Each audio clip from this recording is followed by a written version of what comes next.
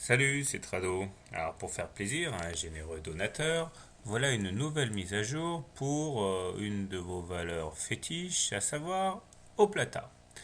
Alors Oplata est très difficile à anticiper dans ses variations parce que c'est le pur produit de la conjonction des évolutions des indices et de l'or.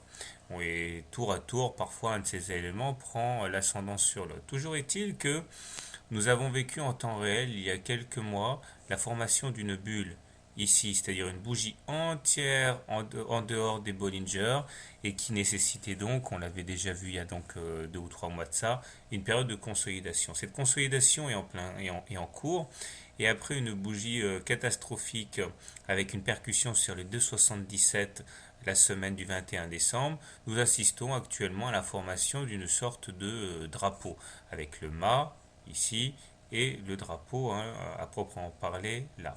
Alors la question est de savoir si de ce drapeau va naître la formation d'un canal jaune pointillé ici, ce qui attirerait les cours très très bas vers les 1,5. Ça n'a pas ma préférence. Ou alors si nous allons avoir une sortie par le haut de ce drapeau qui amènerait donc à une augmentation équivalente à la hauteur du mât reporté à partir du point de cassure. Trop tôt pour le dire. Toujours est-il qu'au niveau des indicateurs techniques, ça reste positif. J'en veux pour preuve le fait que nous soyons toujours au-dessus d'une M20 croissante.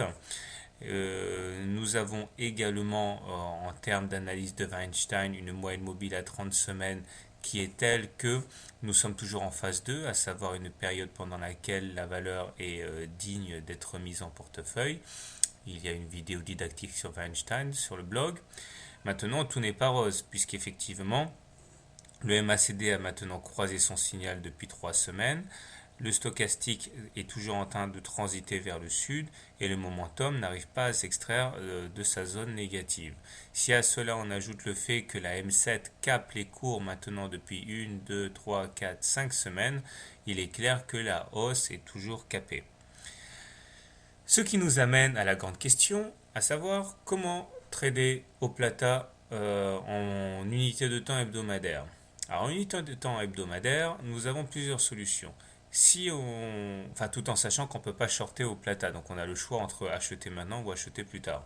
Si vous avez un scénario aussi en tête pour tout de suite, ce que je ferai, moi, c'est d'acheter au plus proche de la M20, ici. Je mettrai un stop loss en cas de clôture sous les 61,8%, puisqu'on voit que même lorsque les 61,8% ont été perforés en séance hebdomadaire, ils n'ont jamais été perforés en clôture. Donc j'achèterai au plus proche de M20 stop loss en cas de clôture sous les 61,8%. Objectif, retour sur les 4,2, puis les plus hauts à 5,34.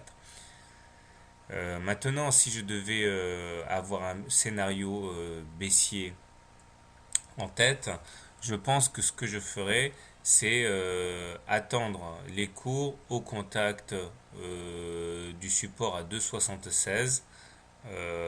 J'achèterai à ce moment-là. Maintenant, si j'ai un scénario très baissier en tête, eh bien, je peux carrément attendre qu'on vienne titiller l'oblique de long terme ici en orange pour acheter. En tout état de cause, personnellement, j'achèterai maintenant. C'est-à-dire, je jouerai le scénario de l'achat aux alentours de la M20 avec le stop loss tel que je l'ai mentionné précédemment.